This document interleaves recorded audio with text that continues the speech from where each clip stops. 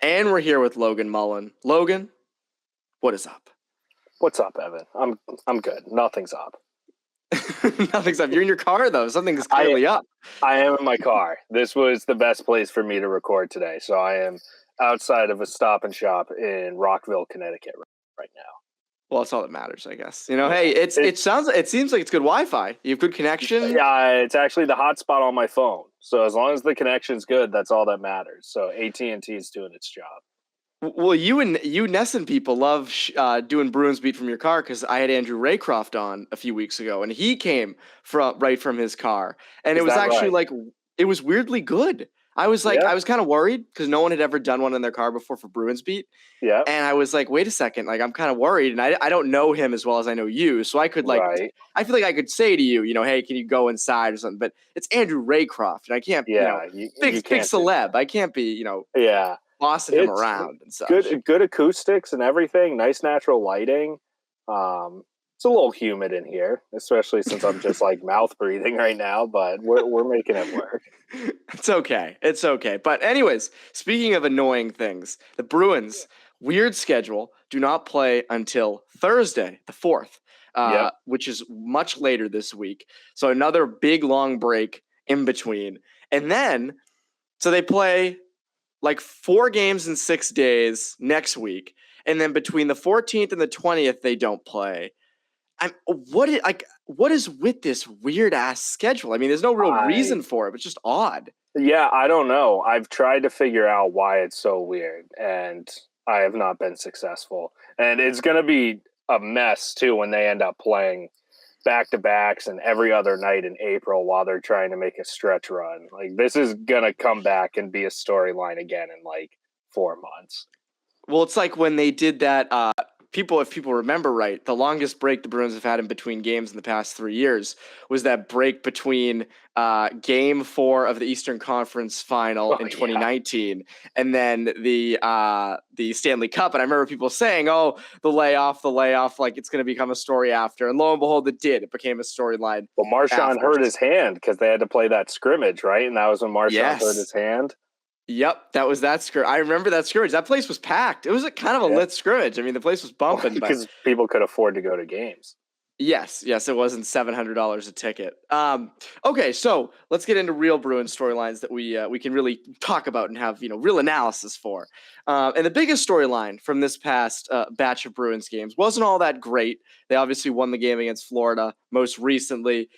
Tough road swing down south, but Bruce Cassidy finally switched up the top 2 lines. He did. Midway through against Florida on Saturday, he switched Craig Smith and David Pastrnak, but it was different. I mean, I think going into it, you would think, he'd want to get the second line going, but it was really to get those top line guys going. What were your initial takes on that whole switch? Well, I wish he had listened to the guy who was behind the bench during the Carolina game, who was saying put Hall with Bergeron and Pastrnak.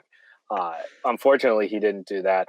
I understand it from the standpoint of having Craig Smith on the first line allows Brad Marchand to not have to do quite as much dirty work, and Patrice Bergeron for that matter.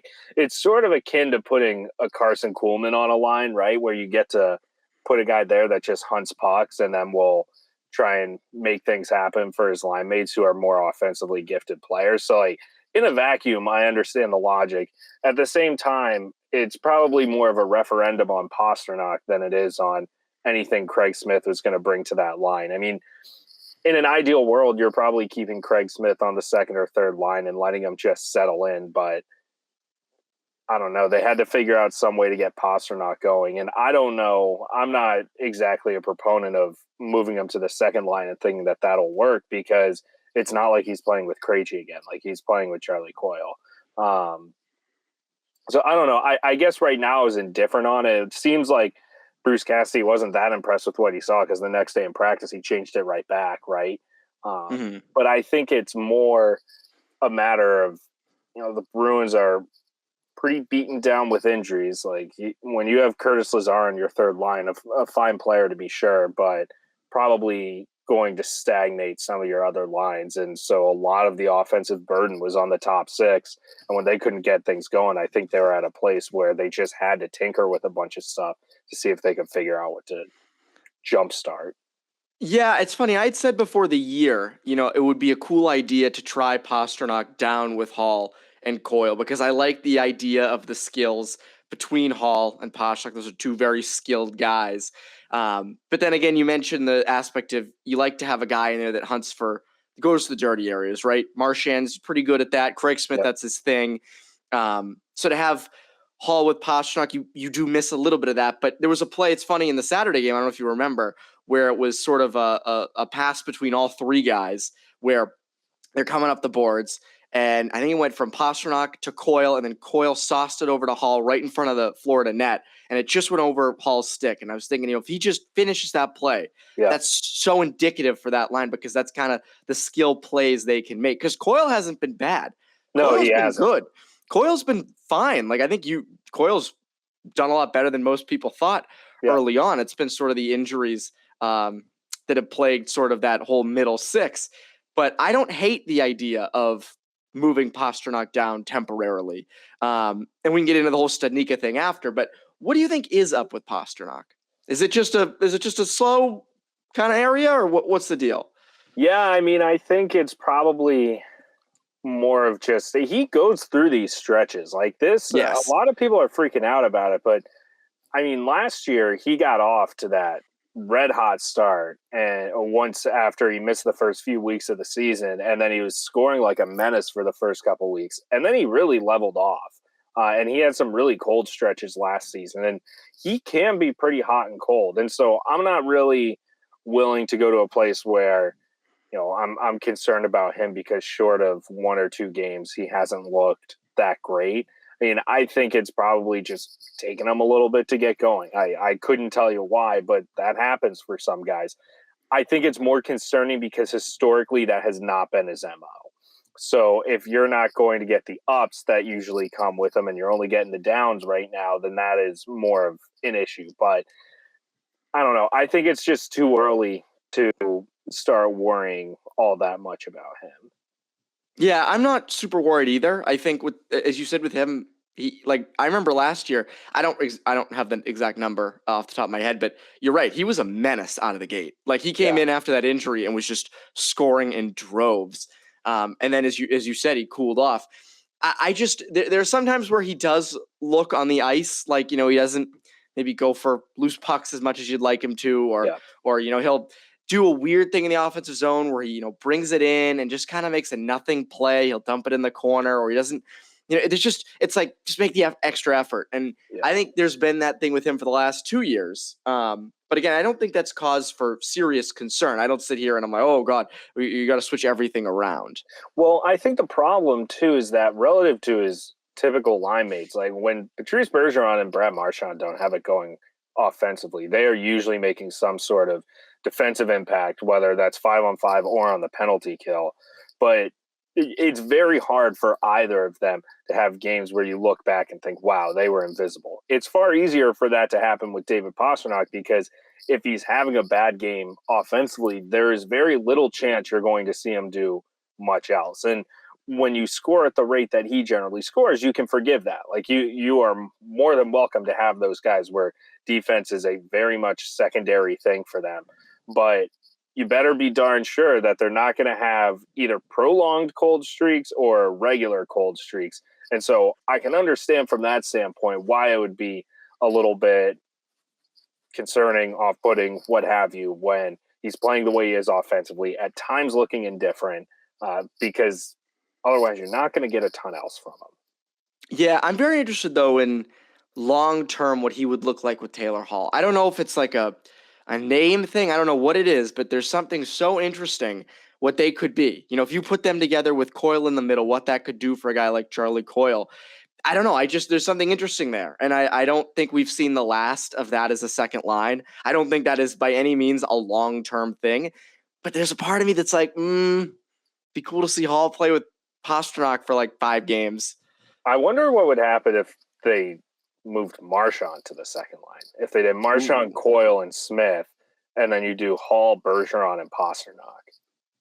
That'd be interesting. That's putting a lot of the defensive burden on Patrice Bergeron, unless you get like borderline Selke candidate Taylor Hall from last year when he first got to the Bruins. But I think that I almost would sooner try that. Like if the objective is to get, and I think Charlie Coyle has been fine. I agree with you on that front. But I think if the objective is to get David Pastrnak going, you probably should put him with the more offensively minded center. And that might be a little bit more easy in theory than in practice, but that would be something, if you're really thinking about turning on the blender, that I would probably sooner kick around than putting Pastrnak with Coyle.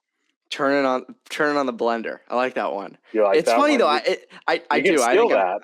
I'm going to keep that. I'm definitely I'm putting that in my back pocket right now because I always like to say cooking with gas. So turn on the blender. I'll put that. I'll interchange. Just mixes everything up. But yeah, it's so funny because the Bergeron thing. He hasn't scored a goal yet this year. Patrice Bergeron, no goals thus far. But I think it's funny you mentioned putting Hall with Bergeron and Pastrnak. It's funny because as offensively minded as Pastrnak and Hall are, and as cool as that would be to see, Hall hasn't done a hell of a lot this year. Taylor Hall has not been what you paid for thus far. Granted, it's few games into the season, but sure. He's a guy. He has 2 goals, one's an empty netter. Hasn't done a heck of a lot. There's been some defensive miscues with him, so it's not like I don't know if he's as safe a bet as we expect or want out of a guy like Taylor Hall. Yeah, it's tough because I'm trying to reserve as much judgment as I can while they're this unhealthy, because I don't think it's getting enough attention how big of a burden there is on these top guys. And again, that's why they're all making $4, $5, $6 million a year. But every game, it ends up with Carson Kuhlman or Trent Frederick or some combination of the bottom 6 guys playing like 7 or 8 minutes the entire night. And you look, and the time on ice numbers for some of these top guys are absurd. And they're all getting, for the most part, pretty generous starts, zone starts, that is. But I think that there's just so much of a burden on all of them to do so much because the Bruins aren't really getting the depth that they need from the bottom 6 because, Curtis Lazar's been hurt. Nick Foligno's been hurt. I think Anton Bleed has played pretty well this preseason, and the loan opportunity he got during the regular season, I thought that he looked fine. But they just haven't really been able to spread everything out across all 4 lines like I think they were hoping they would. And so I think that's made things a little bit more challenging on the Taylor Halls, David Pasternak's, and Craig Smith's of the lineup than it probably otherwise intended to. Jack Studnicka got some time finally on that second line. He didn't. He got called up, was on the 4th line. Everyone was kind of like, why? They had Thomas Nosek on the second line, but then Studnicka got moved to the second line, got taken off mid-game, if I remember right, and then went back. Again, wasn't been all over. I think Cassidy just has a big trigger finger with this stuff, and he always has. What's it going to take for Studnicka to fit in the lineup? I mean, what's going to have to give? I don't know, because this will sound like more harsh of a criticism than I intend for it to. But for as much as Claude Julien got raked through the coals for how he handled young players, Bruce Cassidy's had that hair trigger with Jack Studnicka, Anders Bjork, Ryan Donato. Some of them he was right on, like JFK. Danton Heinen. Yeah, Danton Heinen's a great example. Yep. Even DeBrusk, you could make the DeBrusk. You could definitely make that argument. So I don't know. It depends on who really is making the decision here, because I think there's some level of a disconnect, whether it's implicit or explicit, that I think the organization, and this is purely conjecture, would like to see Studnicka just in that second or third line role, because that is probably what he's going to be, right? Like in an ideal world, that's what he's going to be. I think Bruce Cassidy, who in a way has to look a bit more from a micro level than a macro, and he has to plan his lineup on a nightly basis, he's probably looking at it and saying, well, I need the fourth line to get filled up right now, so that's where he's going to go because that's the jolt I'm trying to provide or whatever. The Bruins have had so many challenges with these quote-unquote higher-end forwards that forward prospects that I sit there and think, why do anything other than play him in the role that you think he belongs in? If he can't be played higher than the fourth line, like if there is genuine belief that he's not ready to shoulder the load of a second or third line, he should be in Providence. And to me, it's really that simple. And so I think both sides are kind of in a spot where they're trying to take care of their own interests and they're trying to make it work, but there's just a little bit of a disconnect there. So that's kind of a roundabout way of answering your question of, I don't know what it'll take, but in my opinion, they should either have him on the second or third line, or they should have him in Providence until a vacancy opens up there. Yeah, I mean, my theory on Studnicka this whole year has been, you need to give him time. You need to give him time somewhere because A, you either can figure out what you have in him for the future, because for 3 years now, we've heard, well, he's the future down the middle. Yeah, that's not a great future considering you don't really know what he's like at the NHL level because we've never seen prolonged time with him. Or B, you raise his value for a trade. Yeah. Let's say he comes in as the third line center, or Coyle goes down or someone goes down. He's the second line center. We saw Coyle on the right wing with Studnicka down the middle for a little bit of time. Let's say Studnicka comes in and does well.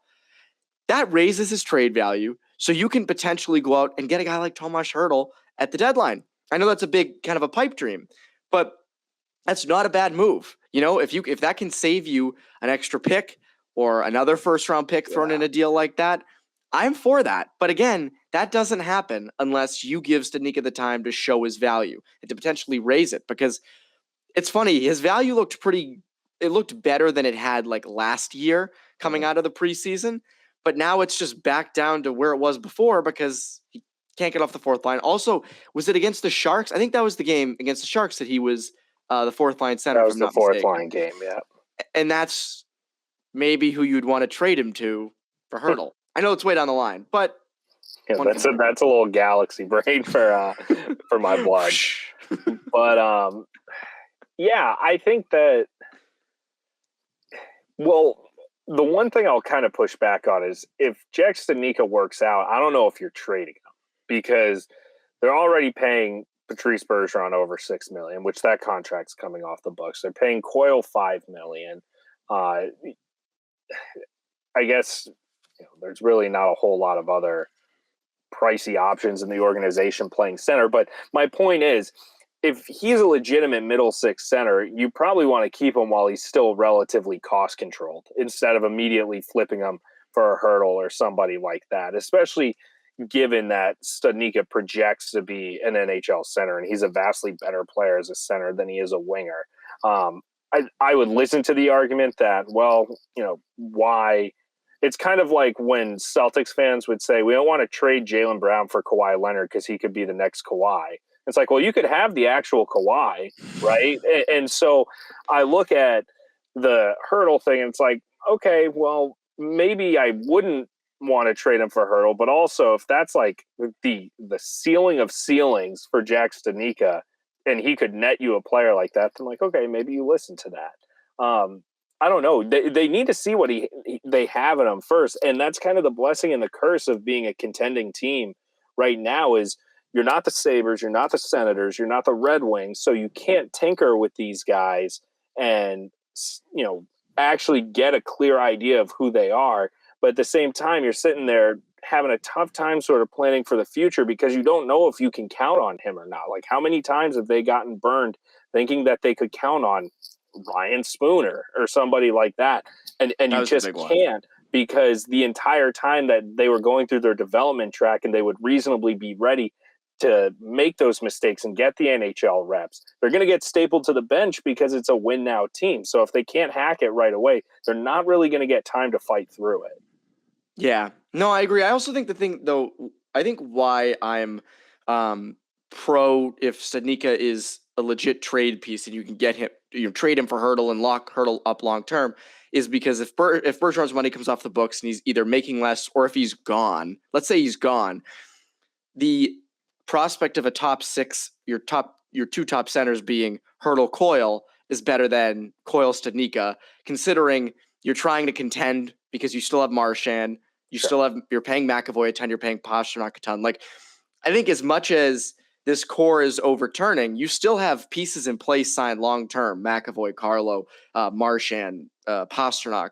You're still going to be contending.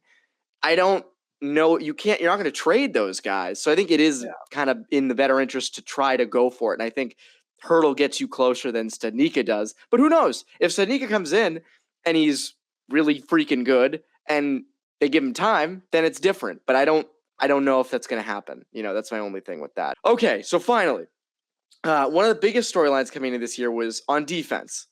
The Bruins go out and get Derek Forbort. What are the pairings going to be? Looks like it's going to be Forbort McAvoy to begin the year.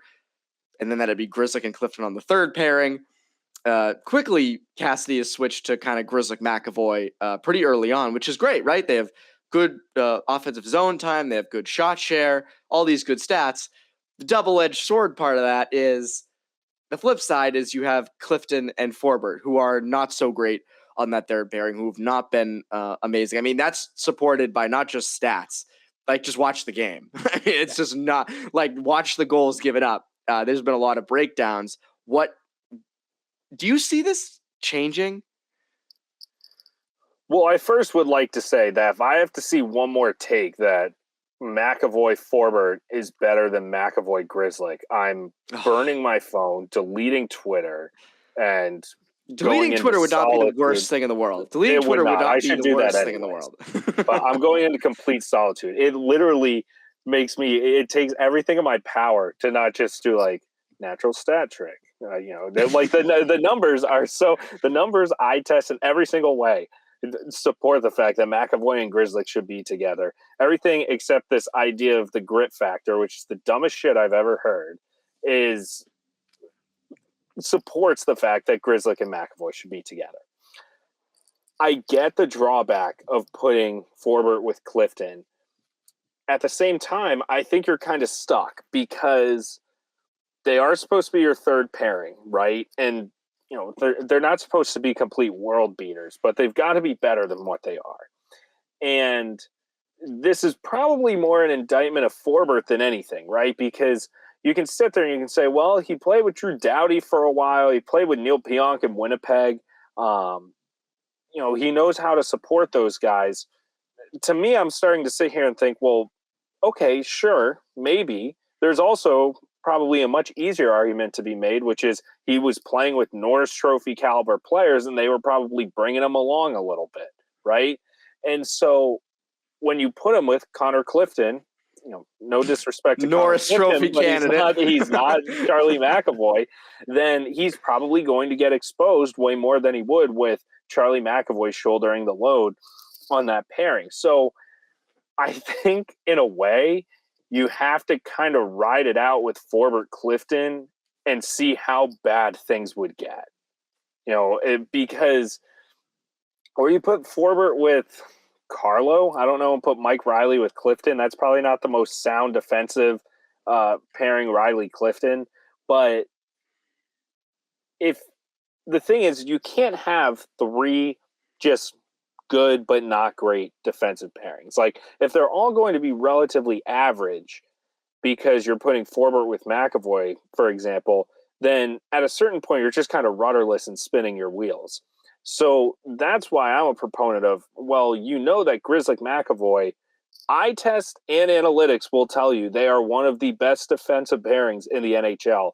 Then you need to ride that out. Like, if nothing else, have an elite top pairing, a pretty good / good, decent second pairing, and then the third pairing, man the harpoons and pray for the best. A lot of teams approach things that way, right or wrong, but you have to kind of deal with the personnel that you have. And to me, it's like, why bog down Charlie McAvoy with anything less than a player that's going to get the absolute best out of him? And that's kind of the approach that they've done. So I think they need to just suck it up and see what they have a little bit longer with a Forbort-Clifton pairing. Yeah, and also you can change pairings mid-game. It's not like it's set in stone. You can switch things around. It's funny, you mentioned flipping Forbort with Riley. And I don't hate Forbort and Carlo because I think you use them in defensive situations. Like I like Carlo obviously. But putting Mike Riley with Clifton would scare the hell out of me. That would be a ride in the defense. That would be a legitimate roller coaster. So I don't know if that would fly. I think that would last maybe like 2 shifts and Cass would be like, no, this is not happening. But I mean, I think the thing with Clifton is, Clifton has to be a little more responsible. We always say the Cliffy hockey experience, and it was always kind of like this fun-loving thing in the early days. But now that it's become like, he's a regular, like he's supposed to be in the lineup every night. You need him to be a little more responsible. So I think that has to happen. And then you're right. I mean, Forbort is definitely getting exposed a bit. I expect him to get better. I don't expect Forbort to be a complete bust. I think it's early on. He new signing, things take time. Sure. I'm willing to wait it out. But you're right. I don't want to see him with McAvoy full time, especially considering it's Charlie McAvoy. Like, you want to get the best out of him. You don't want McAvoy, McAvoy's still only, 23? You don't want him lugging along his defensive partner. You want him to freaking have someone who's next to him who is getting the best out of him as he's getting the best out of them. So gets the best out of Grzelcyk too. It's mutually beneficial. Yes. You're a better team when you're getting more out of Matt Grzelcyk than when you're getting more out of Derek Forbort. Oh yes, and also, by the way, I don't want to see BU get more clout for stuff. I don't want to see it. You and I can both agree. We're both from different schools, but we both don't want to see BU getting all this good press. But nonetheless, they, Grzelcyk and McAvoy are a good pairing. They work well together, and they get the best out of each other. So that's who should be the top pairing. Yeah. And you're right. I mean, the whole idea of they don't have enough grit. Grzelcyk doesn't have enough grit. It's like, well, I would way rather have Grzelcyk out there in certain situations because he can break the puck out. You know how many times I see, Derek Forbort flip it up the wall or just not be able to get out of his own zone or those bigger guys just kind of mess up the breakout. It's infuriating. Yeah. Nobody's better at escaping pressure than Grzelcyk. So I am all in on those two being the top pairing for sure. Yeah. But anyways, Logan. Yeah, cosign. Logan, thank you for joining from your car. Before you go, what can the listeners look out for from you? What should they be listening for? The listeners can look out for the NESN Bruins podcast every Tuesday on all the usual outlets. And then just, pop on by NESN.com, NESN.com/Bruins, everything you could ever need right there. And that's about it. Yeah, they should go. And what day does the podcast drop?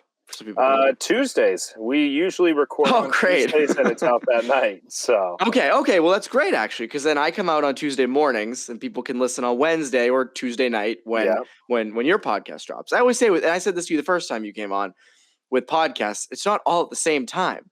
Right. It's not like we're radio shows and we're going against each other in the same time slots. The beauty of podcasts is you can listen to them whenever. So that's people should, and I highly recommend.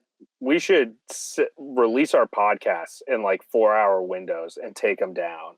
And that way we can just build an old-fashioned rivalry, in which case I probably shouldn't have come on today. But you shouldn't have. Why did you come on? We'll cancel this episode. Just get out of here. Anyways, people should go read your work as well and follow you on Twitter @by Logan Mullen. Anyways, Logan, thank you for joining. And for Bruins Beat, I'm Evan Marinofsky. You Bruins Beat listeners, have a great rest of your week.